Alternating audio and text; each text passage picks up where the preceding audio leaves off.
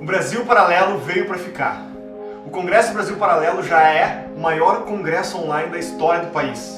É inexplicável a sensação de estar fazendo parte disso. A gente realmente não imaginava onde isso ia chegar, e nem se a gente ia poder continuar atuando no ano de 2017. Muito obrigado a todos vocês que acreditaram em nós e estão fazendo parte disso. O nosso país agradece. Agora vem um dos episódios mais esperados de todos. Esse capítulo vai te mostrar a raiz do problema, como isso se desenvolveu e como chegamos até aqui. Por isso preste muita atenção nesse episódio. Ele traz um significado imensurável e é fundamental para a compreensão do mundo. Se você ainda não adquiriu as mais de 120 horas de conteúdo em alta qualidade, agora é o momento certo. Restam poucas vagas no primeiro lote. Em seguida o lote vai aumentar, então aproveite essa oportunidade. Fique agora com o terceiro capítulo do Congresso Brasil Paralelo e até breve.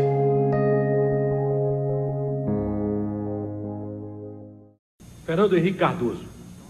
No mundo inteiro hoje, o jogo do poder é disputado entre sociais-democratas e conservadores. Ora, o senhor é social-democrata de Caniço Samburá. E seus adversários elegeram como seu calcanhar de Aquiles, para atacá-lo, sua aliança eleitoral com os conservadores do PFL e do PTB. Qual é, finalmente, de uma vez por todas, a sua resposta? É verdade. Eu sou social-democrata. Pertenço a um partido social-democrata. E eu também sou. Nada disso funcionou. O que deu errado? Eu considero que tudo deu certo. Veja você. O importante, meu Deus, é o que a gente temperatura é interessante. Como todos compreendem que a gente... E em política a gente não deve contar quem é contra, quem é a favor. Ele deve... And meanwhile, we're going to keep implementing the law.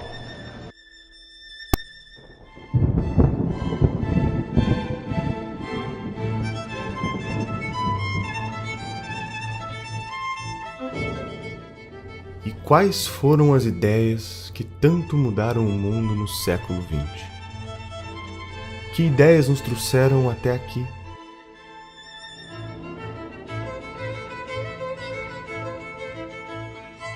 No século XVI, Newton, Copérnico e Galileu mudaram o rumo da humanidade. O homem descobre que a Terra não é o centro do universo. E uma vez que a Terra perde o protagonismo perante os astros, a humanidade se pergunta: em que o homem se difere dos demais animais da natureza? Neste cenário, o filósofo alemão Immanuel Kant quer descobrir o pensamento humano da mesma forma que a ciência tem descoberto o mundo nos últimos séculos. Ao escrever o livro Crítica da Razão Prática, Kant afirma que o mundo só é conhecível por meio da ação do homem e jamais do seu pensamento puro.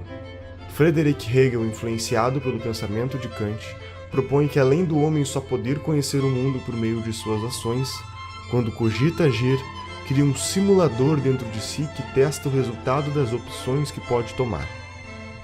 Imagine que um homem está em uma ilha no meio do oceano. Ele não sabe qual é a temperatura da água. Intelectualmente, ele pode imaginar que a água está fria ou está quente, mas só saberá a realidade quando de fato entrar nela. Neste conflito mental de diferentes ideias sobre qual é a temperatura da água, o homem tira conclusões dos riscos e benefícios de entrar ou não no oceano, chegando a uma conclusão que lhe parece a ação ideal.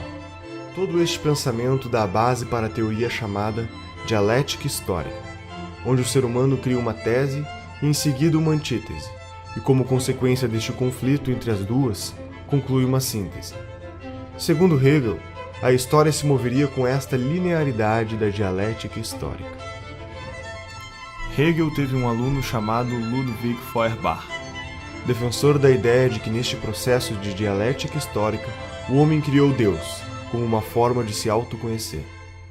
Aqui, terminamos de completar toda a base que será utilizada para que um alemão chamado Karl Marx desenvolva o pensamento que mudará o mundo para sempre.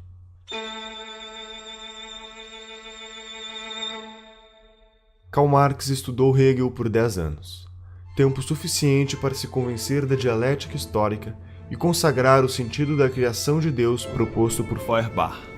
Marx afirma que a dialética proposta por Hegel, que de fato moveria o mundo, é a luta de classes.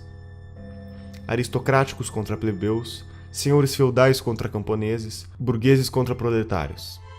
Portanto, o próximo estágio seria a revolução do proletariado, como síntese da desalienação das massas.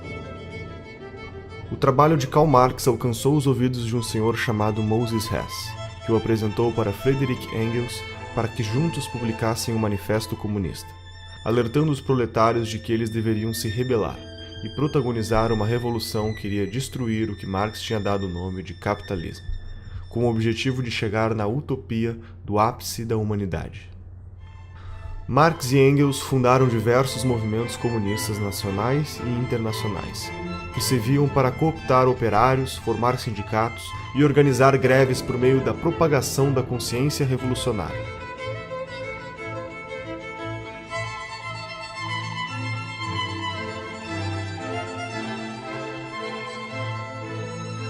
Acontece que Marx estava errado. O valor não nasce do trabalho que é colocado. Eu posso passar horas trabalhando para pintar um quadro e eu garanto que esse quadro não vai valer nada quando estiver pronto. O trabalho é um dos elementos, mas quem atribui valor é o ser humano que está comprando algo.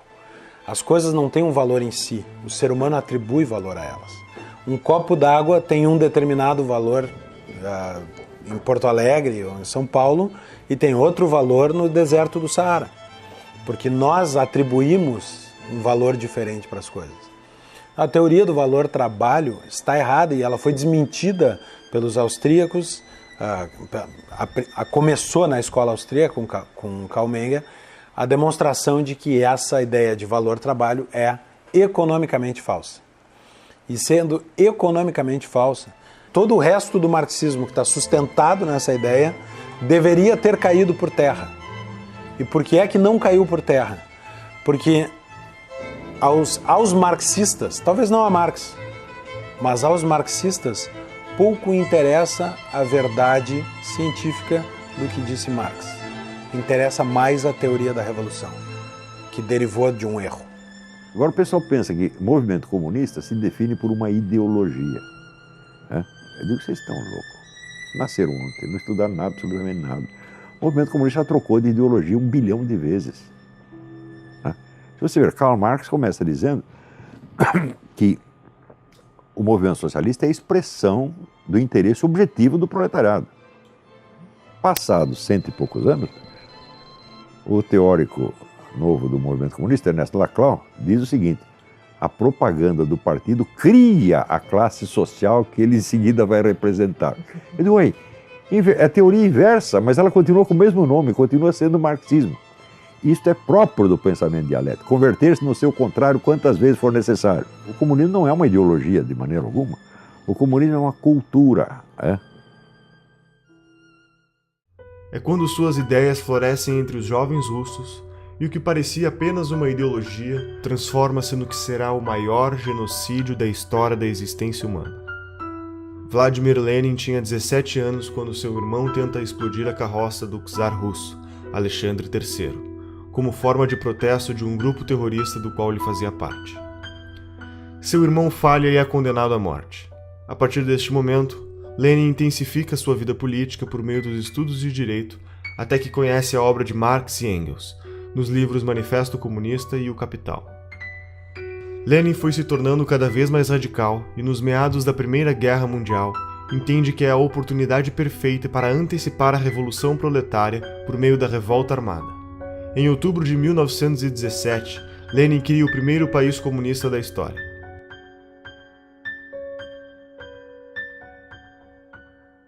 Cinco anos depois, Lenin morre, e aquele que era para ser seu sucessor natural, Leon Trotsky, por defender que o comunismo deveria ser aplicado no mundo inteiro, sofre um golpe de Joseph Stalin, o homem que via ganhando poder dentro do partido, com a ideia de focar seus esforços na Rússia.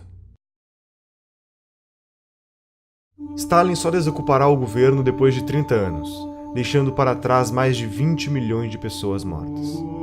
Essas consequências são fruto da mentalidade revolucionária, que vislumbra uma utopia teórica, e por se tratar de uma ideia sobre um futuro idealizado, não pode ser submetido a nenhum crivo de moralidade ou razão do presente e muito menos do passado. O comunismo sempre renegou a natureza humana, usando teorias supostamente científicas para embasar a busca de um novo homem. O extermínio humano se justificava na busca de uma sociedade apenas de homens evoluídos. A famosa utopia comunista.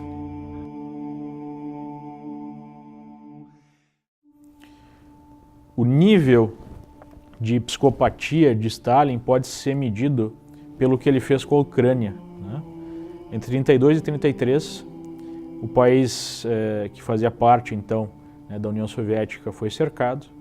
A produção de soja, a produção agrícola do país foi exportada e ele simplesmente matou de fome 6 milhões de ucranianos, num episódio conhecido na história como Holodomor, né, que foi negado por muito tempo, mas hoje é uma verdade inquestionável. Né? Imagine o grau de psicopatia para você matar 1/3 de um país de fome, né, só para manter o controle sobre esse país. Alguns marxistas, à parte da União Soviética, observaram os acontecimentos e acusaram Stalin de não estar realizando a ditadura do proletariado que fora prometida, mas apenas uma ditadura do Estado cruel e sanguinária. Em nenhum lugar do mundo aconteceu a revolta do proletariado. A revolta do proletariado é uma fantasia. A União Soviética não tinha proletariado quando se deu a Revolução de 17. A Revolução de 17 aconteceu por uma elite intelectualizada que era tudo menos classe trabalhadora. As informações que chegavam era de que, eles abriram mão da liberdade, mas eles têm acesso a tudo. E quando a União Soviética caiu de podre, não teve uma invasão, não teve tsunami, não teve terremoto, porque o socialismo, ele captura as consciências, e aquelas que ele não consegue capturar, ele esmaga, ele mata. E a grande massa, né, não tinha acesso a nada. O cara levava 10 anos juntando dinheiro. Se daqui a pouco um vizinho delatasse que você, porventura, estaria conspirando contra o regime, o sujeito sumia da noite para o dia e as crianças eram levadas para um orfanato. Ele é, na verdade, um sistema opressor.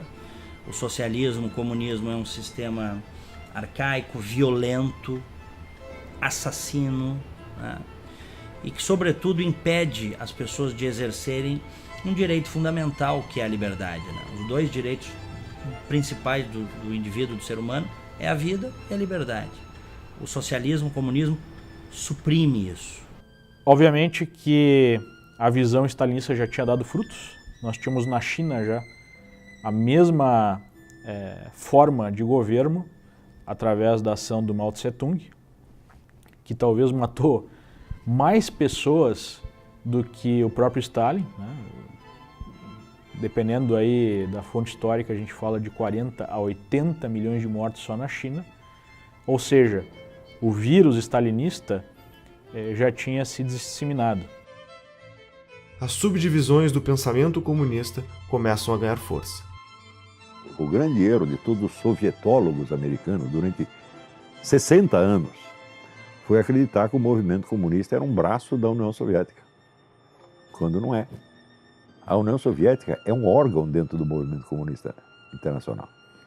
E a dissolução da União Soviética automaticamente cria, vamos dizer, uma decomposição que é absorvida pelo corpo do movimento comunista.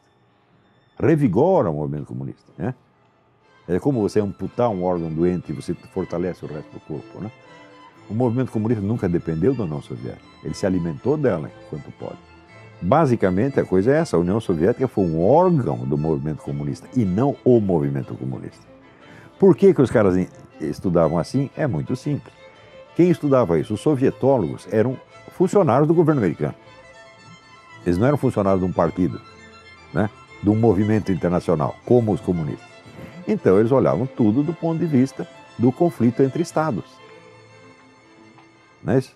Então, tem o Morgenthau, na época, a teoria do Morgenthau é a seguinte: os agentes fundamentais da política internacional são estados. Não são. O movimento comunista é muito maior do que um estado. Enquanto na União Soviética, a Revolução Russa seguia o radicalismo da revolta armada bolchevique, Outras correntes foram ganhando força ao reforçar que o comunismo poderia ser implementado gradativamente, por meios menos radicais. Foi o caso da Sociedade Fabiana, fundada por Hilbert Bland e George Bernard Shaw. Caracterizado pelo pragmatismo, eles acreditavam em um processo progressivo, que chamasse menos a atenção frente aos seus inimigos políticos, atuando por meio de medidas socialistas disfarçadas. O socialismo fabiano percebe imenso valor em realizar reformas sindicais que teriam o objetivo de acostumar os cidadãos a ver o Estado como a ferramenta para curar todos os seus problemas. A igualdade idealizada se daria pelo governo, defendendo a saúde pública, o ensino gratuito e os princípios da justiça social, medidas que seriam pagas pela taxação progressiva do Estado sobre a sociedade. O crescimento gradual do Estado era inevitável e acabaria centralizando todas as decisões. Enquanto isso, na Alemanha, Karl Kautsky e Eduard Bernstein criam o Partido Socialista Alemão, entendendo que a social-democracia era o melhor meio para o comunismo. A social-democracia aponta a ação política como sendo mais eficiente do que a ação econômica, propondo assim a sobrevivência de um capitalismo debilitado. Como consequência, o Estado seria o agente da suposta transformação e libertação dos trabalhadores submissos a proprietários dos meios de produção, adicionando outras causas ao conceito de liberdade estabelecido na época: a liberdade de não ser discriminado e de não ser vítima de desigualdade econômica ou sociocultural. Enquanto isso, na Itália, um menino que vinha de família pobre e teve sua visão de mundo moldada por suas dificuldades financeiras, tornou-se jornalista e publicou suas teorias políticas em jornais de esquerda, tornando-se um dos líderes do Partido Comunista Italiano. Seu nome era Antonio Gramsci, e com 31 anos de idade, acaba sendo preso e condenado a 20 anos de prisão pela política italiana do regime Mussolini. Na cadeia escreve os 32 cadernos do cárcere, e estas reflexões iriam ecoar no mundo ao descrever como o Estado usa as instituições culturais para conservar o poder. Dentre as várias formas de processo transformador da sociedade em socialismo, a teoria do Gramsci é talvez a que melhor se aplica ao que tem acontecido no mundo e no Brasil. Porque o socialismo, o comunismo, o marxismo perdeu em tudo. Ele só não perdeu na cultura, né? Na cultura, ele é hegemonicamente vitorioso. E o Antônio Gramsci ensinava o seguinte: nós temos que tomar o poder mediante infiltração, ocupação de espaço, revolução cultural. Então, infiltrando aqui, infiltrando ali, ocupando espaço, eles ocuparam o Estado inteiro e eles viraram o estamento burocrático. Porque ele criou metodologias para que o socialismo, o comunismo predomine culturalmente na sociedade e não por meio das armas, da força. E há décadas tem grupos que tentam fazer isso no Brasil, implantar isso no Brasil. Aproveitando que nós historicamente temos uma cultura relativista, isso no Brasil é uma coisa histórica, nós não temos instituições fortes, né, saudáveis. Então, quer dizer, o caldo de cultura, quer dizer, é o caldo, né, perfeito para o surgimento de ideologias totalitárias. E elas vêm vindo. E elas chegaram lá, essa ideologia totalitária chegou no Brasil.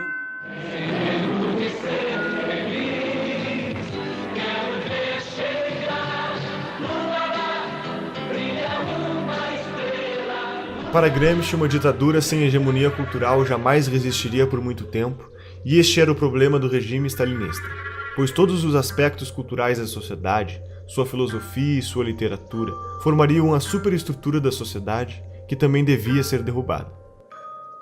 Gramsci propõe que, através do controle do sistema educacional, das instituições religiosas e dos meios de comunicação, seria possível reconstruir, criar e reproduzir uma hegemonia cultural comunista. Paulo Freire, o patrono da educação brasileira, foi um dos discípulos do pensamento gramsciano. Que existe uma tendência natural ao mundo acadêmico e produção de ideias a abraçar a causa socialista, né? Porque é um mundo em que você pode falar o que quiser. Estou falando principalmente no mundo das ciências humanas, que é onde está essa produção. Você pode falar o que quiser, porque um aluno de ciências humanas dificilmente vai quebrar uma empresa, porque ele não vai abrir uma empresa. Dificilmente ele vai derrubar um avião, porque ele não vai pilotar avião, certo? Portanto, você pode inventar como o mundo é, inventar como os seres humanos são, propor uma solução que você tem na cabeça, dizer como todo mundo devia agir, porque os alunos vão sair dali, vão beber, vão transar, e se eles forem trabalhar depois, eles vão arrumar emprego como professores, então eles vão poder repetir a mesma história, ou eles vão, na realidade, basicamente gerar gasto em algum órgão do governo. O Gramsci é o cara que vai desenvolver a ideia de que o partido é a única instituição dentro daquilo que a gente chama de democracia modernamente, muito erroneamente, por sinal, é a única instituição que ela consegue aumentar o próprio poder.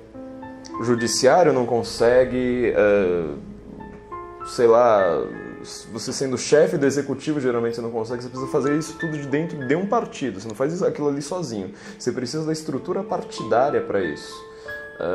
Mesmo que você ganhe mais eleições, por exemplo, você tem aqui seus cupinchas dentro do legislativo, se cada um é de um partido, vocês podem se entender ali intelectualmente, mas vocês não conseguem aumentar o poder de vocês, vão ser no próprio partido. Então o Gramsci fala assim, não quero mais essa revolução, revolução tá brega, revolução não pega mais. Então é uma confusão que muita gente faz, né? Ser revolucionário e ser gramscista, não, uma coisa ou outra, são linhas opostas. O Gramsci vai lá e fala assim, olha, não tem mais revolução, isso aí não pega mais, vamos criar a revolução de dentro de um partido. Então você vai transformando tudo, Igreja Católica, mídia, sei lá mais o que, em órgãos do partido. Para isso funcionar, a primeira coisa que precisa ficar clara, isso é uma coisa que também confunde todo mundo, é que essas pessoas não têm que ser necessariamente filiadas a um partido. Então, por exemplo, para você ter uma mídia que funcione dentro do gramscismo, o cara não pode ser filiado, por exemplo, ao PT. Ele tem que ser um cara isento, tem que ser aquele cara assim, que às vezes até faz uma crítica ao partido, mas no final das contas ele tem a narrativa que vai fazendo o partido crescer. Não havia espaço. Os partidos para a esquerda chegar ao poder via eleitoral. Que ano é isso? 98. E, portanto, não tinha que ficar preocupado com toda a eleição. Tinha que se pensar em organizar a sociedade. Dali 20 ou 30 anos, a gente iria ter 30% da sociedade já socialista, e aí sim a gente poderia disputar o poder e ganhar. Mas eu não vou viver mais 30 anos. E eu quero chegar ao poder logo. Mas por que eu cheguei onde cheguei? Porque eu tenho por detrás de mim um movimento. Eu tenho por detrás de mim uma grande parte dos estudantes do PT, a CUT, a base da Igreja Católica. O único país do mundo em que Gramsci ele foi funcional foi o Brasil. O objetivo de Gramsci era transformar o partido condutor dessa revolução silenciosa, vamos colocar assim, como um imperativo categórico da sociedade. Ele fazia até uma comparação com Maquiavel, né? Nós teríamos então o partido como o novo príncipe, o novo sujeito que não pode, sujeito histórico que não pode ser questionado. Do ponto de vista moral, para a moral gramsciana, qualquer coisa que é a favor do partido é algo correto. Qualquer coisa contra o partido é algo errado. E nós vemos isso lá no Brasil durante a defesa, né, dos sujeitos, dos petistas que saquearam o país. Não, eu não fiz isso para enriquecer pessoalmente. Mentira, muitos fizeram para enriquecer pessoalmente. Mas o ponto é, eu fiz isso para defender o partido, eu fiz isso para defender a revolução, então eu não posso ser questionado. Em paralelo, Felix Wilh, um alemão que também estava preocupado com os rumos da Revolução Russa, decide criar uma série de congressos, reunindo pensadores marxistas para acelerar o processo de revolução. Entre eles estava Karl Korsch, um teórico contemporâneo de Gramsci que apresenta a tese de que o Estado é sim estruturado pela economia, mas essa economia tem como base uma outra estrutura invisível, a cultura estabelecedora dos valores que são passados de geração em geração. Entusiasmado com as apresentações de Korsch, Felix fundou o Instituto de Pesquisas Sociológicas de Frankfurt instituto que ao longo dos anos seria apelidado de Escola de Frankfurt. O sucessor de Félix na Escola de Frankfurt foi um sujeito chamado Max Horkheimer, e assim como Gramsci acreditava em uma nova hegemonia cultural e na destruição da estrutura dos valores que se perpetuavam por meio da autoridade da igreja, da família e da escola. Segundo a Escola de Frankfurt, os pais ensinam aos filhos o que é certo e errado por meio do castigo e educam através do exemplo da família.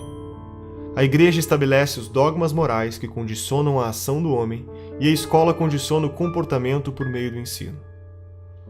Para a Escola de Frankfurt, se tratava de um ciclo vicioso que deveria ser atacado e destruído. Uma vez que as instituições entrassem em crise, o Estado cada vez mais assumiria as responsabilidades do ensino dos valores para as novas gerações, tendo a oportunidade de estabelecer a hegemonia cultural comunista. Dando continuidade ao movimento, Horkheimer, Theodor Adorno e Jürgen Habermas, junto com outros pensadores, vão fundar a teoria crítica. A teoria crítica busca a síntese entre o pensamento de Marx e das ideias de Freud, o fundador da psicanálise. A ideia na prática era simples. Se criticarmos tudo o que existe, o processo de dialética histórica trazida por Hegel será acelerado, e, consequentemente, a utopia comunista irá chegar mais rápido. Passa a ser prática comum das instituições de produção teórica adotar a crítica sobre todos os aspectos da sociedade até a sua exaustão, para então derrubá-los. A Escola de Frankfurt cunhou o termo indústria cultural. Segundo eles, a indústria cultural nada mais é do que a cultura que serve aos interesses dos opressores, dos donos do capital, da burguesia em geral. E essa indústria cultural precisaria ser combatida através da teoria crítica. Então a cultura burguesa, ela teria como objetivo anestesiar, digamos assim, as classes proletárias. E a teoria crítica seria uma forma de questionar essa indústria cultural através da educação, através da arte, né? Enfim, livros, filmes. E através dessa teoria crítica nós teríamos uma conscientização maior das classes oprimidas, segundo eles, para fazer a revolução. Isso vai servir como matéria-prima para que na França o filósofo Jacques Derrida crie o desconstrucionismo, que é o método de retirar o significado de um texto para colocar um novo significado pretendido. Este método é aplicado não só em textos, mas também na retórica política e ideológica em geral. Por exemplo, a análise desconstrucionista da Bíblia pode levar a entender que se trata de um livro dedicado à superioridade de uma raça e de um sexo sobre outro sexo, ou a análise desconstrucionista da obra de Shakespeare pode concluir que se tratam de obras misóginas que defendem a opressão da mulher. Para o marxista cultural, a análise histórica resume-se apenas à relação de poder entre os grupos sociais. O desconstrucionismo é a chave do que chamamos de politicamente correto, porque é através dele que surge o relativismo moral, que reinterpreta toda e qualquer relação social, valor ou tradição cultural de acordo com as necessidades das causas políticas do momento. Um membro importante da Escola de Frankfurt foi Herbert Marcuse. Foi um membro do Partido Social Democrata Alemão e desenvolveu trabalhos nos Estados Unidos. Em seu livro O Homem Unidimensional, Marcuse afirma que a sociedade industrial chegou a um ponto onde o proletariado, classe responsável pelo movimento da história, deixa de ser agente transformador da sociedade, porque os avanços do capitalismo tornam a vida destes grupos tão confortáveis que suas vontades revolucionárias teriam acabado. Então, para dar continuidade à teoria de Marx, detecta que o grupo revolucionário ou a nova massa de manobra eram as pessoas à margem da sociedade, assassinos, estupradores, ladrões, sequestradores e etc. Marcuse defendeu também que a masculinidade e a feminilidade não eram diferenças sexuais essenciais da natureza humana, mas sim apenas meras construções sociais, impostas pelo que seria a primeira divisão do trabalho da história da humanidade, a família. Também defendeu que a libertinagem sexual seria uma reação à repressão social política. Marcuse, por meio do pensamento e de sua influência, impulsionava o relativismo moral no mundo inteiro. O politicamente correto é aceito de braços abertos pela opinião pública, basicamente por 3 motivos. A primeira razão é que as teorias econômicas de Marx são complicadas de entender. enquanto o tipo de raciocínio do politicamente correto, por meio dos chavões de frases de efeito, aliado à fantasia de um mundo ideal e sem defeitos, é muito mais atraente para o cidadão comum. A segunda razão é porque o politicamente correto pratica a teoria crítica destrutiva até a exaustão, e sabemos que a adesão desse tipo de mentalidade revolucionária, principalmente por parte dos jovens, é enorme. A terceira razão é que o marxismo falhou com o sistema social e econômico em todo o mundo. Restava para sua sobrevivência a guerrilha cultural. Todo esse movimento ganhará mais força nos Estados Unidos quando David Horowitz, um adolescente de 17 anos, filho de pais comunistas, assiste em 1956 o sucessor de Stalin assumir o governo da União Soviética. Neste momento começam a aparecer diversas denúncias contra Stalin ao tornar públicos os documentos secretos que comprovam a variedade de crimes cometidos, as traições, os campos de trabalho forçado e o genocídio. O mundo ocidental entra em choque, e neste momento David Horowitz se desfilia do Partido Comunista e funda, junto a Marcuse e outros pensadores, a New Left. A New Left é um movimento que tinha como objetivo ser a esquerda purificada, muito mais atraente e progressista, suavizando a forma de comunicar suas intenções por meio do desconstrucionismo e reformando sua maneira de agir com base nas origens do marxismo, escondendo todos os genocídios cometidos na busca pela utopia comunista.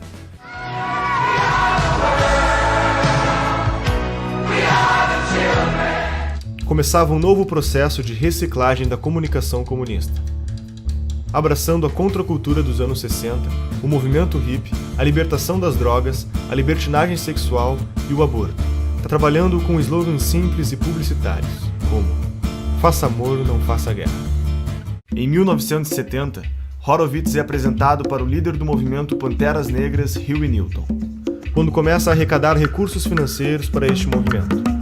David pede para sua amiga Betty Van Pater para se juntar a ela e cuidar das contas bancárias destes fundos.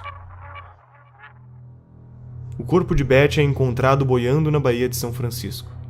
David investiga a morte de Betty e a polícia informalmente aponta o assassino como um dos Panteras Negras. Entretanto, a polícia não prendeu o suspeito. Seus amigos da New Left, que se manifestavam em defesa das mulheres, também o ignoraram. Desconcertado, Horowitz escreve um artigo para o jornal New York Times sobre o caso, e no dia da publicação recebe a notícia de que havia acontecido uma falha e seu artigo não foi impresso.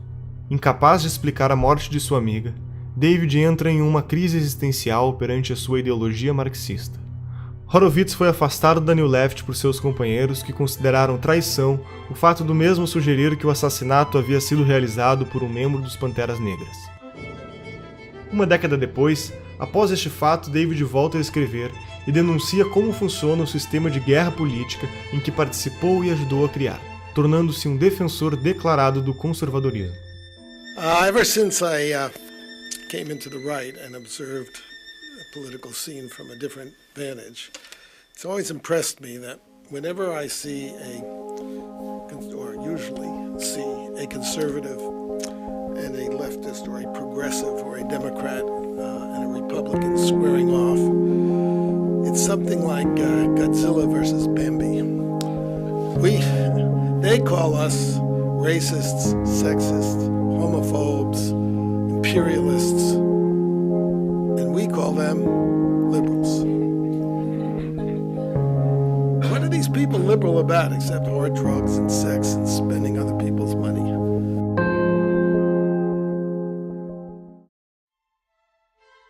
Em meados dos anos 80, Saul Alinsky pega os princípios da guerra política escritos por Horowitz e faz uma série de sofisticações metodológicas na estratégia comunista. Na década de 30, Alinsky foi apresentado para Al Capone durante a Lei Seca. Este se aproxima de Frank Nietzsche, que ensina para o Alinsky como funciona a máfia, aprendendo a importância vital de ser discreto e agir nos bastidores. Como consequência, Saul entende que para destruir o sistema é preciso agir silenciosamente, gradativamente e por dentro do próprio sistema. I'm saying that people do not get power except when they take it, or when they're strong enough so that the other side gives it up. Em seu livro Regras para Radicais, faz uma dedicatória para Lúcifer, lhe dando crédito como o primeiro revolucionário da história. As 3 premissas básicas de sua teoria são: a primeira regra é a desinformação. Na estratégia política, não se pode contar ao povo os objetivos finais, pois esses podem se assustar e não apoiar a causa. É preciso que se conte apenas o necessário para ser ajudado. A segunda regra é o niilismo político. Tudo vale para que aconteça a revolução. Não existem valores nem regras, e a corrupção faz parte do objetivo. Roubar para o partido é a obrigação número 1 do comunista, eles nunca vão esquecer isso aí. Todos os partidos comunistas do mundo viveram do roubo, da chantagem, da corrupção, todos. Como é que Stalin subiu na hierarquia do partido? Assaltando o trem. A terceira regra fundamental é a destruição do oponente. Em um debate, não devemos vencer o argumento do oponente, e sim aniquilá-lo da vida pública. Alinsky defende a ideia de organização das massas como o fundamento metodológico da revolução. Segundo sua proposta, a mudança vem do poder, e o poder vem da organização. Para agir, as pessoas precisam se juntar. Uma igreja junta pessoas pelo interesse comum na fé, uma empresa pelo interesse comum econômico. E por isso, Saul Alinsky acreditava que fundar organizações para acelerar a revolução era brecha no capitalismo, por jogar na mesma lógica da descentralização dos interesses em comum. Durante sua vida, honrou seu posicionamento ideológico ao fundar 44 ONGs. Muitas delas formaram outros formadores de ONGs, e assim o número foi se multiplicando intensamente. Essas organizações reuniram problemas. Entretanto, Alinsky dizia: o problema nunca era o problema era sempre a revolução. Quanto mais seccionadas forem as ONGs, melhor será, pois ninguém irá se opor a causas tão específicas e que querem a melhoria da sociedade.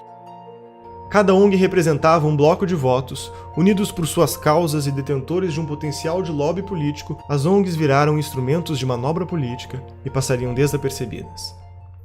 E Hillary Clinton escreve sua tese de mestrado sobre Saul Alinsky. Barack Obama também foi aluno de uma de suas ONGs e, posteriormente, advogado de defesa frente aos escândalos de corrupção envolvendo uma ONG criada por Alinsky. Hoje, no Brasil, existem mais de 200 mil ONGs que recebem dinheiro do governo federal.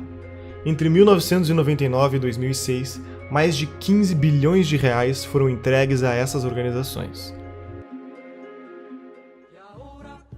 Em 1959, quando Fidel Castro anunciou para o mundo que sua revolução era comunista e passou a ser apoiado por Moscou e a União Soviética, criou um programa de financiamento de grupos de guerrilha na América Latina. Este ativismo da Revolução Comunista encontrou forte eco no Brasil, levando à formação de diversos grupos de orientação comunista, que culminou com a tomada do poder pelos militares em 64. A partir daí, a esquerda passa a ter como principal objetivo a derrubada do regime militar. Além das mudanças educacionais que estavam em curso no Brasil, decorrentes do programa da Pedagogia do Oprimido, que foi implementado pelo patrono da educação brasileira, Paulo Freire, nos anos 70 surge o caloroso debate universitário a respeito do futuro do comunismo no Brasil. Neste debate, os social-democratas fabianos concluem que os mortos na revolta armada servirão de mártir para endossar a Revolução Cultural. O movimento foi facilitado pelos próprios militares, que consideravam mais importante combater a esquerda armada, enquanto davam espaço à esquerda cultural. Então, quer dizer, o governo militar não entendia nada do que estava se passando. O que os comunistas estavam fazendo, eles estavam perseguindo os comunistas lá no meio do mato e os comunistas tomando as escolas. Você vê, dois sinais de estupidez do governo militar. Primeiro, criou a sindicalização obrigatória dos jornalistas. Quem fez a campanha sindical? O Partido Comunista. Como é que eu sei? Eu estava lá e eu ajudei. Então o partido sindicalizou todo mundo e já fichou todo mundo. Então, ao fim da campanha de sindicalização, o partido tinha, quer dizer, o cadastro total dos jornalistas do país, sabendo quais poderiam ser colaboradores, quais não, etc, etc. Nos anos seguintes, em todos os sindicatos de jornalistas do país, quem mandava? O Partido Comunista. Frequentemente apresentando duas chapas. Temos eleição, campanha eleitoral, e as duas chapas eram comunistas. Segundo erro, a tal da educação moral e cívica. Porque eles não queriam fazer um negócio anticomunista, então eles falaram, não vamos falar contra ninguém, nós vamos fazer uma propaganda positiva, o patriotismo. Então lançaram a educação moral e cívica, tornando obrigatório em todas as escolas. Quem ocupou as cátedras de educação moral e cívica? Os comunistas. Os excessos da repressão do regime militar, em meados da década de 70, em conjunto com o esgotamento de seu modelo econômico no início da década de 80, levaram a um longo movimento de redemocratização, culminando com a eleição de Tancredo Neves em 1985. que morreu antes de ocupar o cargo, assumindo seu vice, José Sarney. A Constituição de 88 marca a forte influência do socialismo no meio político e cultural brasileiro. Os militares realmente decidiram ceder tudo. Eles não sabiam mais o que fazer. Nem dava para saber. Depois de você ficar no poder 20 anos, tendo um Congresso que está lá só para carimbar os seus decretos, ou seja, você matou a política. Segundo, eles mataram toda a liderança direitista. Acabaram com a direita ideológica. Né? Por quê? Porque eles tinham uma mentalidade tecnocrática. Ainda a herança do positivismo. Você sabe que Augusto Comte era contra a política. Ele achava que as questões têm que ser resolvidas por técnicos e cientistas, sem, vamos dizer, o debate ideológico. E os milicos acreditavam nisso, porque eram positivistas desde o tempo do Império. Sobrou essa mentalidade positivista na cabeça de pessoas que nem sabem quem é Augusto Comte. Você pega todos esses generais, quantos leram Augusto Comte? Nenhum, mas sobrou. Isso, né?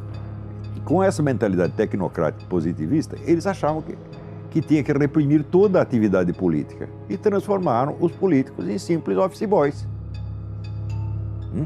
Ora, enquanto isso, a esquerda estava se organizando, se fortalecendo e entrando num autoexame muito profundo. Os debates que eles tiveram em 64, 65, a respeito dos seus próprios erros históricos, etc., foi uma coisa muito séria. Então, a esquerda estava se organizando e se fortalecendo ideologicamente, culturalmente, estrategicamente, enquanto o governo, os gênios, os golberis, desmantelavam ideologicamente a direita. Então, quando os milicos largaram a rapadura, quem pegou a rapadura? A única força política que existia, que era a esquerda. E veio já com duas caras, como é próprio. Por que você acha que marxista, comunista, estuda dialética? Dialética é a arte de você pensar duas coisas ao mesmo tempo, nunca uma só. Então, quando se cria, por exemplo, o PT e PSDB, já foi com essa ideia. O Lula sintetizou isto há muitos anos atrás, quando ele disse: eu e o José Serra inauguramos uma nova modalidade de política. Qual é a nova modalidade de política? Nós dividimos o território, você governa um pouco, eu governo um pouco, mas é sempre nós. E isso está em vigor até hoje. Quem foi o grande vencedor das últimas eleições? O PT caiu, quem subiu? PSDB. Ou seja, ainda continuamos, a velha divisão de território continua em vigor. Em 1990, na América Latina, o petista e líder sindical Luiz Inácio Lula da Silva e o ditador Fidel Castro fundam o Foro de São Paulo, uma organização que reúne todos os governantes comunistas do continente da América Latina. Com mais de uma centena de partidos e várias organizações criminosas ligadas ao narcotráfico, como as Farc e o MIR chileno, no decorrer de suas reuniões feitas ao longo de 26 anos de existência, estratégias e planos de ação para expandir a revolução.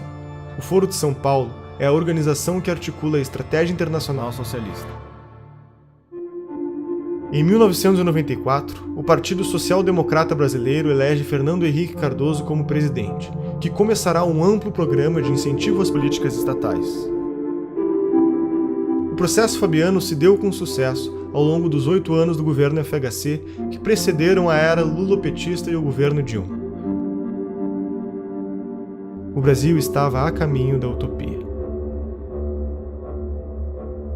Estaríamos rumo a uma revolução que nos foi contada aos poucos? Seriam todos os partidos brasileiros ideologicamente idênticos e metodologicamente diferentes? Você reconhece este Brasil?